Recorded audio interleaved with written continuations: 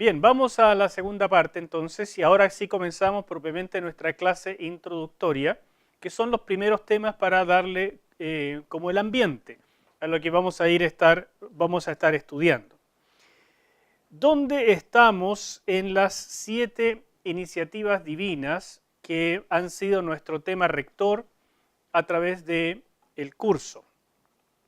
Les recuerdo que estas iniciativas divinas son iniciativas de Dios para lograr que su presencia esté en medio de su pueblo.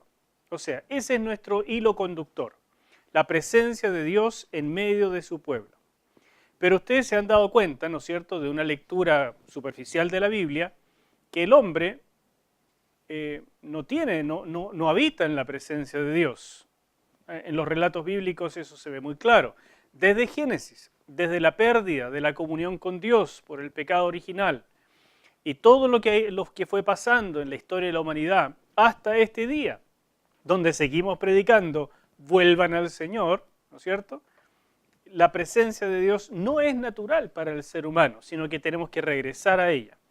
Por eso el Señor diseñó 7 iniciativas a través de la historia de la humanidad para lograr volver al principio, volver al estado original, el huerto, ese ambiente fantástico donde su presencia estaba con el ser humano y el ser humano habitaba en medio de la presencia con total naturalidad como dos amigos.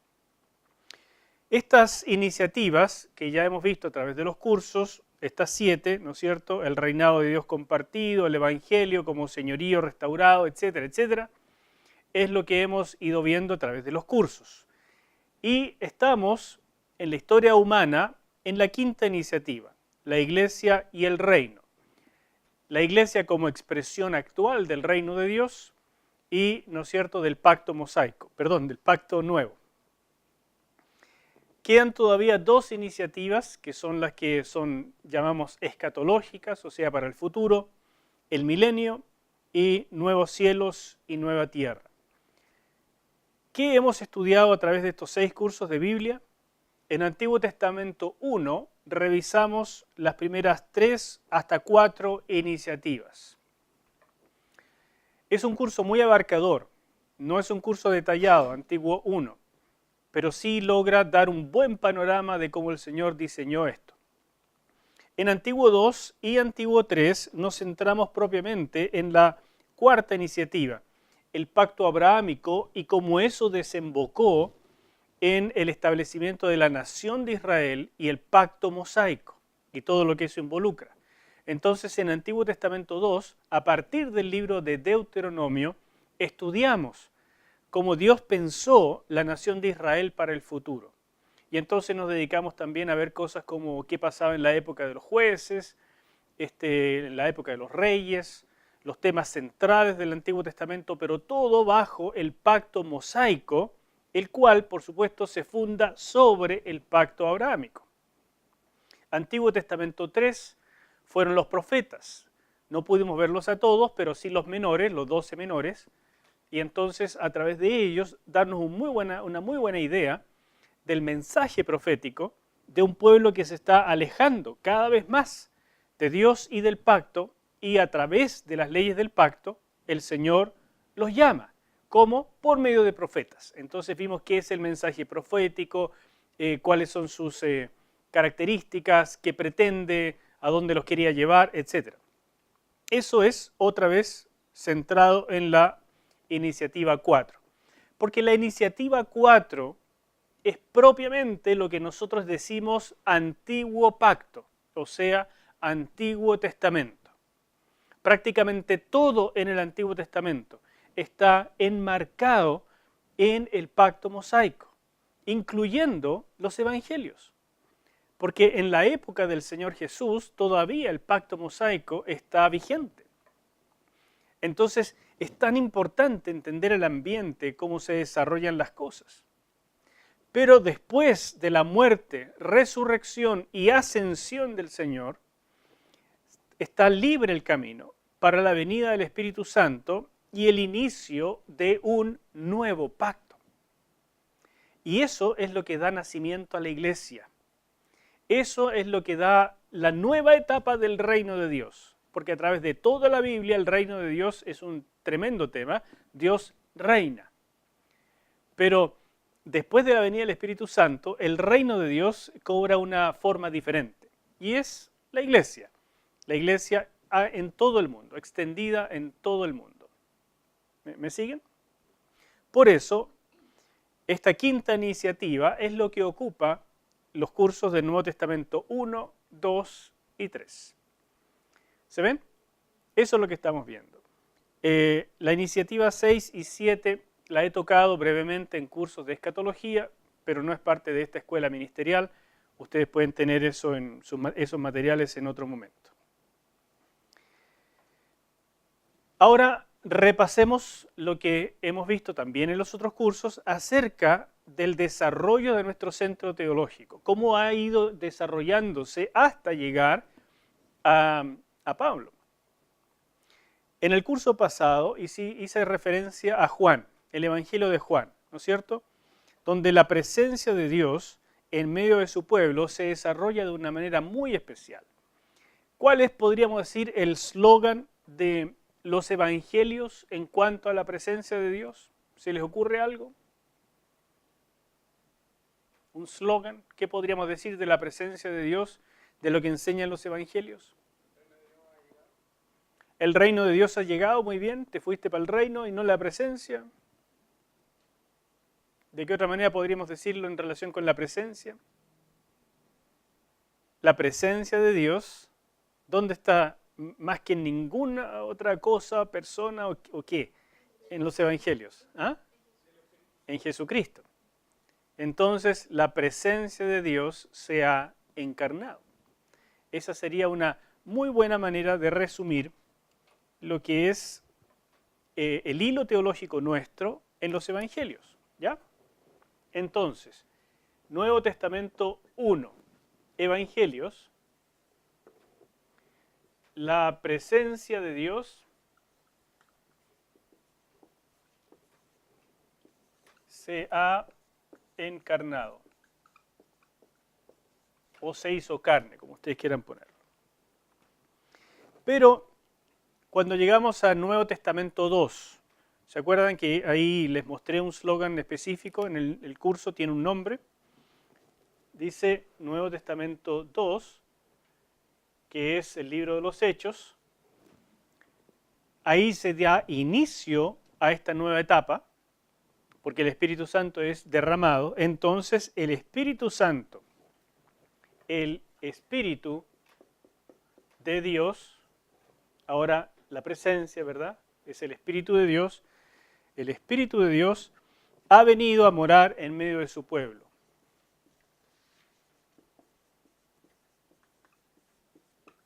Ha venido a morar en medio de su pueblo. Es una forma, un eslogan que nos ayuda a entender, a resumir qué está pasando con la presencia del Señor, que al final es nuestro gran tema. Y cuando llegamos al Nuevo Testamento 3, que es Pablo, el gran teólogo de la iglesia, y que por supuesto este tema no le va a ser ajeno, ¿cómo lo llamamos? ¿Ustedes se acuerdan? Dijimos hace un minutito.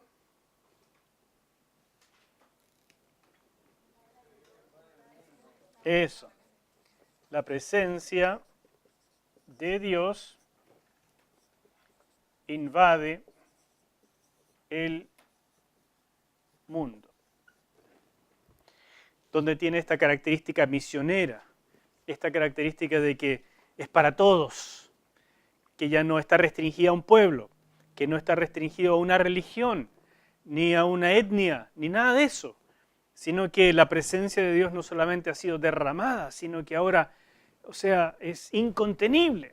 Y el apóstol Pablo es el mejor ejemplo de eso, si él le predicaba lo que se moviera.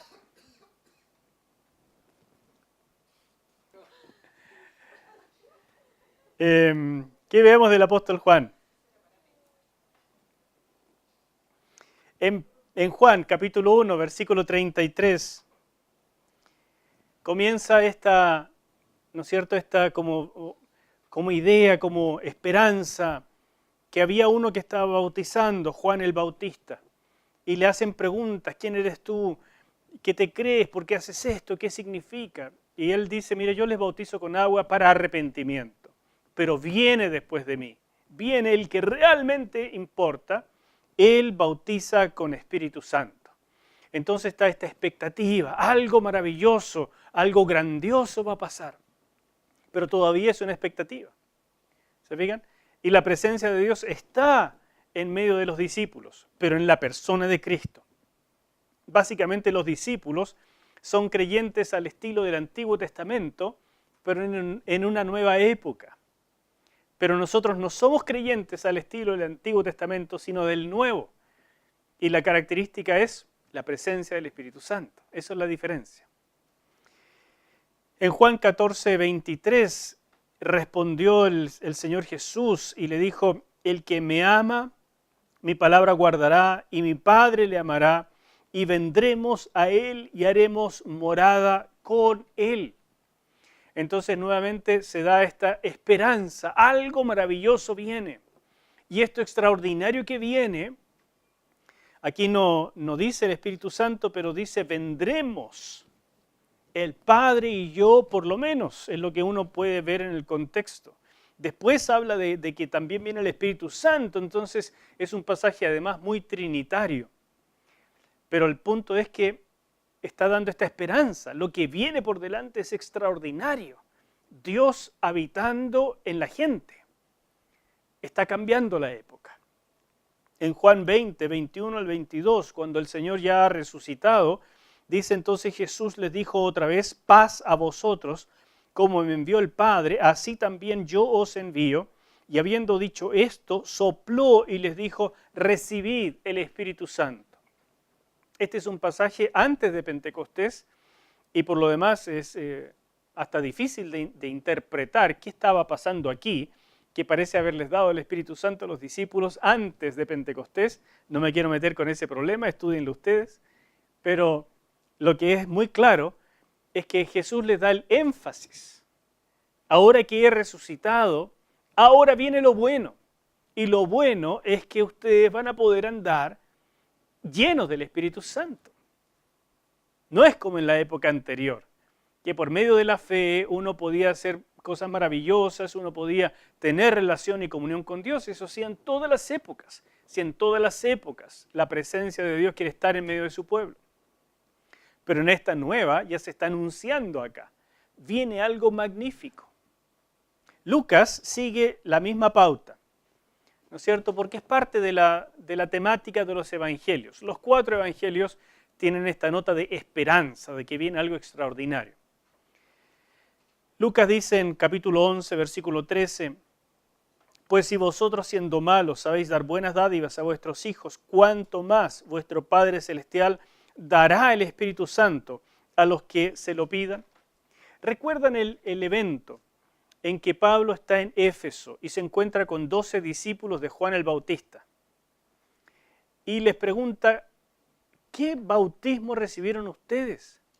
Y les empieza a hablar del Espíritu Santo, porque él se da cuenta que ellos están en otra época.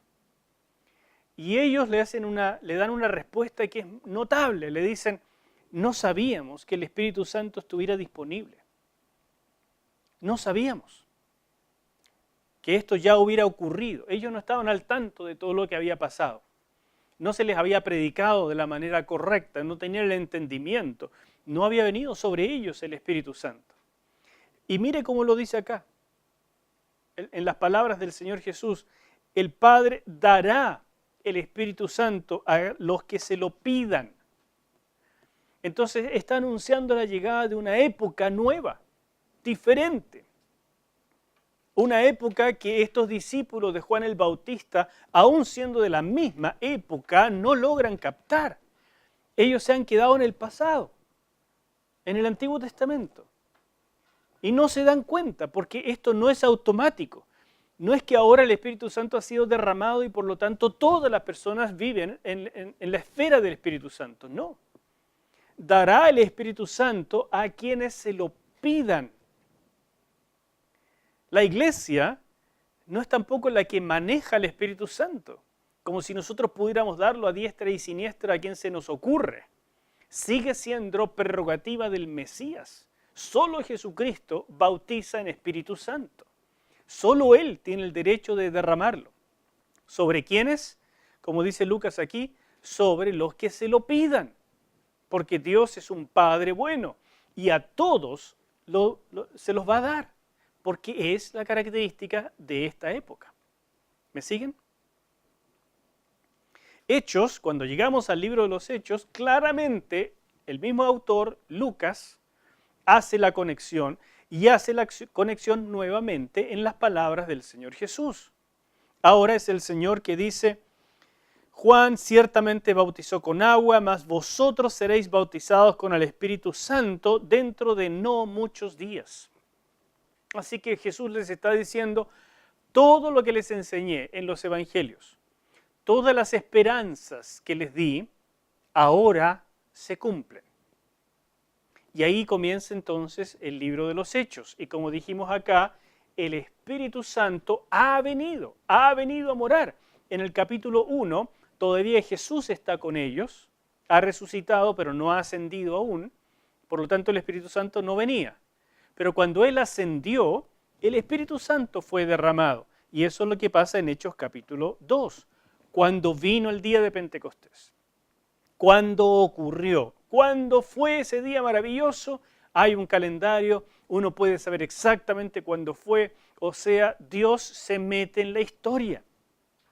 ¿Se han dado cuenta cuando uno lee el Antiguo Testamento que los profetas decían, en el año 5 del rey tanto, ocurrió tal cosa y vino palabra de Jehová a mí diciendo? Eso es muy característico, porque Dios quiere que sepamos que Él se mete en la historia humana. Si ustedes leen cualquier libro de religión de otra parte del mundo, ustedes se van a dar cuenta que son libros ahistóricos. No están relacionados con la historia humana. Son fábulas, son ideas, son pensamientos, son filosofías, son leyendas, son un montón de cosas. Y rara vez los personajes están metidos en la historia. En cambio, la Biblia es todo lo contrario. Es Dios metiéndose en la historia humana para decir al ser humano, yo controlo la historia. Y yo quiero estar con ustedes, porque de principio a fin, de Génesis a Apocalipsis, mi objetivo es que la presencia mía, dice Dios, esté con ustedes. Que ustedes habiten en paz en mí. Así que cuando llegó el día de Pentecostés, ocurrió lo que Jesús había prometido y dice, fueron todos llenos del Espíritu Santo. ¿Quiénes son todos? ¿Todos los miles que estaban ahí? No. Los 120 discípulos, lo que ya es un dato porque no eran solo los 12 apóstoles, sino todos los discípulos, porque Dios, dice Lucas, da el Espíritu Santo a quien se lo pide, a todos los que le creen. No hay acepción de personas, pero no a los que no le creen. Entonces, estos 120 comenzaron a hablar en lenguas, Pedro se levantó para el primer discurso. Al final del discurso, la gente le dijo, ¿qué haremos? Y Pedro les dijo con gran claridad, bautícese cada uno en el nombre del Señor, porque es la manifestación pública de la fe interna, y recibiréis la promesa. Entonces no le cabía la menor duda a Pedro que todo aquel que creyera sinceramente y por lo tanto lo manifestara públicamente en el bautismo, que en aquella época era de extraordinaria importancia porque significaba un decir, hasta aquí llego con el judaísmo antiguo y empiezo algo nuevo, y eso le iba a costar caro a la persona, es la demostración de una fe sincera. Dice, no le cabe la menor duda, todos ustedes recibirán la promesa. Y todavía agrega estas palabras Pedro, porque para ustedes es la promesa y para vuestros hijos, para los que están cerca y los que están lejos. Pero todavía en el pensamiento de Pedro está esto de es para Israel. Porque para ustedes, puros escuchas judíos, pueden haber venido de diferentes partes del mundo, pero eran puros judíos los que estaban ahí. Para ustedes es la promesa. Dios dará el Espíritu Santo a quien se lo pida. Léase judíos. Ese es el pensamiento de esta primera época. ¿Me entienden? Pero cuando llega Pablo dice, no, el Señor se me apareció y me mandó a predicar hasta lo último de la tierra. Él lo entendió, porque a los demás también le dijo lo mismo. El Señor Jesús le dijo en Hechos capítulo 1, versículo 8, me seréis testigos aquí, por supuesto, pero hasta la quebrada del ají, en todas partes del mundo. Ellos, sin embargo, se quedaron predicando a los de la circuncisión, ahí, cerca, a los judíos, porque ese fue su entendimiento. Pablo, de lo más fanático que uno pudo haber encontrado como defensor del judaísmo, cuando fue su encuentro con el Señor, la radicalidad del cambio fue igual que la radicalidad de la persecución. Y él entendió con mucha claridad, es hasta el final de la tierra. Entonces él escribió, yo he entendido que somos templos ambulantes. 1 Corintios 3:16, ¿no saben que ustedes son templo de Dios y que el Espíritu de Dios habita en ustedes? ¿No saben que la presencia de Dios, el Espíritu de Dios, ya fue derramado y que Dios se lo da a todo el que se lo pide? Y que entonces ustedes ahora son templos ambulantes para que donde ustedes vayan, la presencia de Dios vaya con ustedes y ustedes sean el reflejo de Dios en medio de las naciones. ¿No lo han entendido? Eso es lo que dice este pasaje. 1 Corintios 12:13, porque por un solo espíritu fuimos todos bautizados en un cuerpo, sean judíos o griegos, sean esclavos o libres, y a todos se nos dio a beber de un mismo espíritu. ¿Quiénes son esos todos? Pablo le está escribiendo a Corinto, a los creyentes allá, todos los que están leyendo, que han creído, que han confesado su fe en Jesucristo, dice, a todos se nos dio a beber del mismo espíritu, todos fuimos bautizados, no hay acepción de personas. Y ustedes son gentiles de Corinto, y yo soy judío, y si me encuentro con cualquier otro de cualquier parte, da lo mismo. Si cree en Jesucristo, entra en esta nueva época. ¿Se ve? Y este pasaje que es fenomenal de Efesios capítulo 1, versículos 13 y 14. En él también vosotros, habiendo oído la palabra de verdad, el evangelio de vuestra salvación, y habiendo creído en él, aquí está el resumen de lo central. Ustedes oyeron la palabra de verdad, el evangelio, y creyeron en él. ¿Qué pasó con todos los que oyeron y creyeron? Fuisteis sellados con el Espíritu Santo de la promesa, que es las arras, el compromiso de Dios para nuestra herencia futura, hasta la redención de la posesión adquirida. Nosotros somos la posesión adquirida hasta que esto se establezca, hasta que se termine la redención. El Espíritu Santo habita, sella a todos los que han creído la palabra de salvación, han creído, han tenido fe en el Evangelio, porque es las arras, la carta de compromiso. Es como el anillo en el dedo de la mano derecha. Cuando estemos en el cielo, nos cambiamos el anillo a la mano izquierda. ¿Me explico? Por eso la iglesia es llamada la novia de Cristo. Y cuando esté en el cielo, o cuando sea el tiempo, serán las bodas del Cordero. El Espíritu Santo es las arras, el anillo de compromiso de la novia. Pero llegará el minuto en que vamos a ser desposados con Cristo. Eso significa la redención final de la posesión adquirida. ¿Me siguen hasta acá? Este es un resumen, un preámbulo, para que vean, tratando de hilar con lo que hemos visto en los cursos anteriores, qué es lo que va a pasar en este curso. ¿Hacia dónde va Pablo?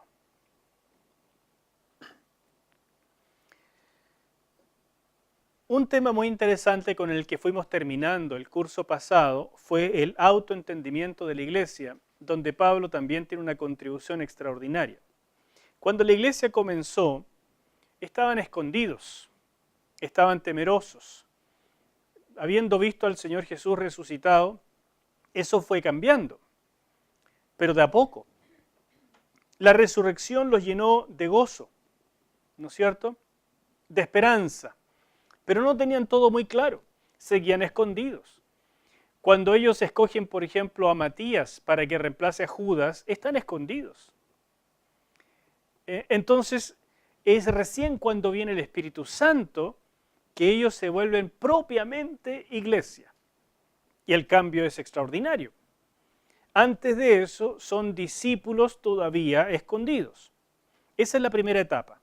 De escondidos a fervientes, valientes y gozosos, testigos de la resurrección, llenos del Espíritu Santo.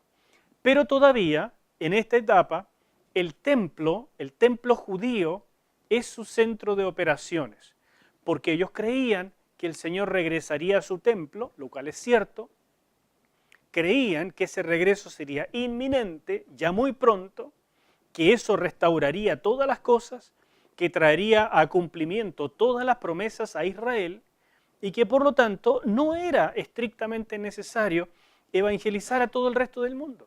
Dios se encargaría de alguna manera, porque ya venía el cumplimiento y por eso ellos seguían viviendo en el templo, no a la usanza judía antigua, pero casi. Asistían a las horas de oración, seguían las fiestas de Israel, hacían todo lo que hacía un judío, pero mesiánico. O sea, nuestro Mesías realmente ha venido, se llama Jesús, Él cumplió todas las profecías, Él de verdad limpió nuestros pecados por su sangre en la cruz, de verdad resucitó, de verdad ascendió y está a la diestra del Padre. Hasta ahí era su entendimiento. Pero que los gentiles tuvieran parte en esto no era todavía parte de su cabecita. La segunda etapa de entendimiento es cuando a través de la persecución se comenzaron a dar cuenta que el programa de Dios iba en serio. De verdad Dios quería que fuera hasta lo último de la tierra. Entonces algunos más abiertos de mente, como en ese caso del capítulo 8, Felipe, de repente le predicó a los samaritanos, que ya era una mala palabra en aquella época, y le predicó a un eunuco gentil, o sea, no solamente gentil, sino además uno que no podía entrar al templo, no podía tener comunión, no podía tener devoción, además de ser gentil, por estar castrado. Entonces, este hombre de mente más abierta, Pedro, que fue llevado por el Señor mismo a predicarle a los gentiles. Por lo tanto, en esta segunda etapa ya se comienza a incluir a todo el mundo en la gracia de Dios. Van entendiendo las profecías, sobre todo de Isaías, que dicen, para mí es poco darte esto, yo te doy todas las naciones como herencia.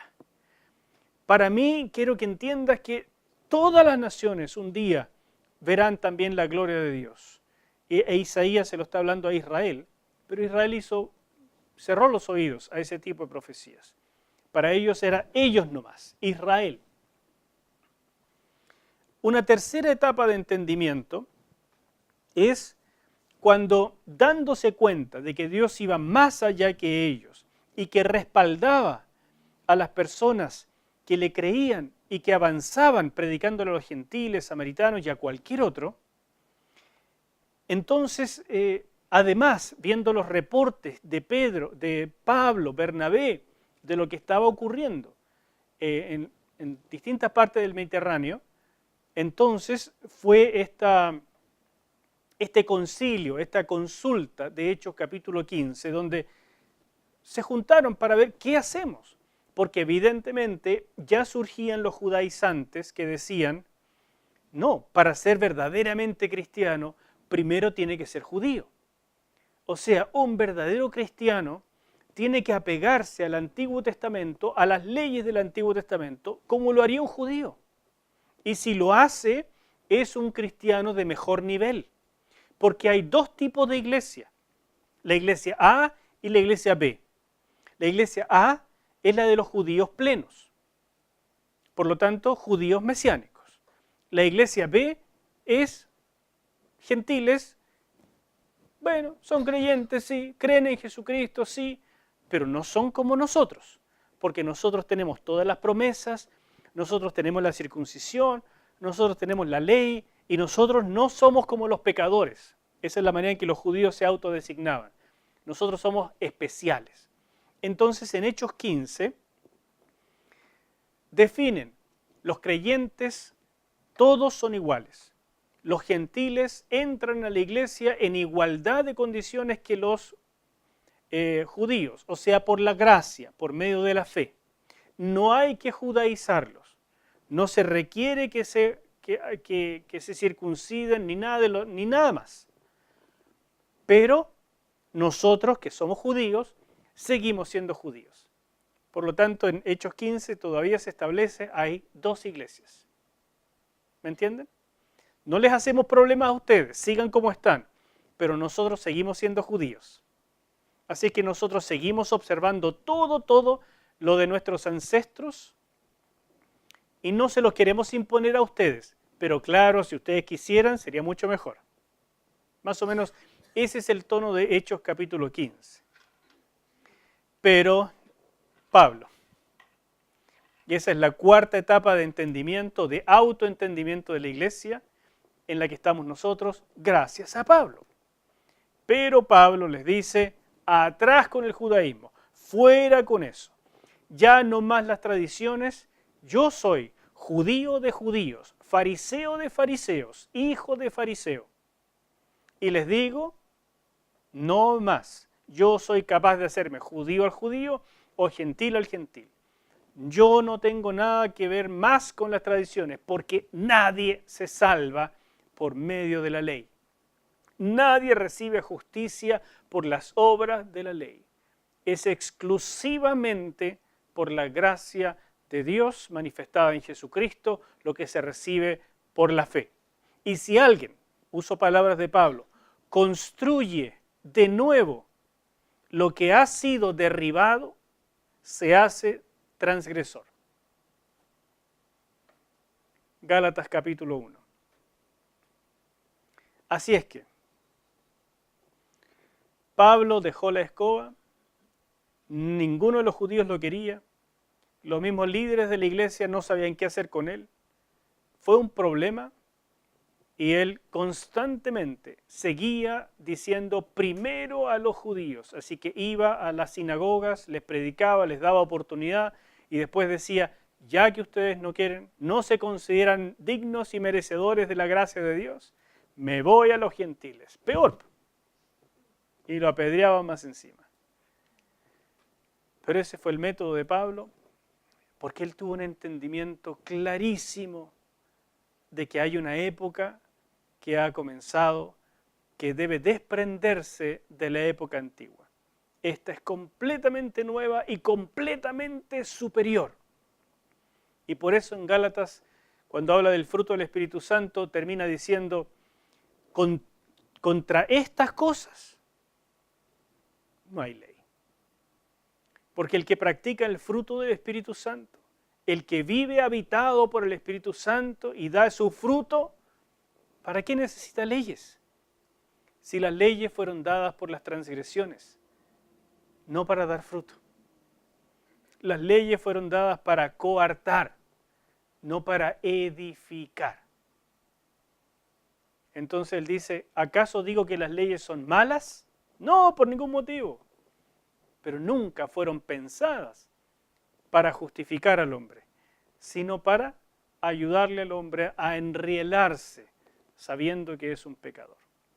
Siempre ha sido por medio de la fe, por la gracia de Dios. Eso es Pablo, Y eso es lo que veremos en este curso. Hasta aquí por hoy. Que el Señor les rete, que bendiga, y nos vemos el próximo miércoles.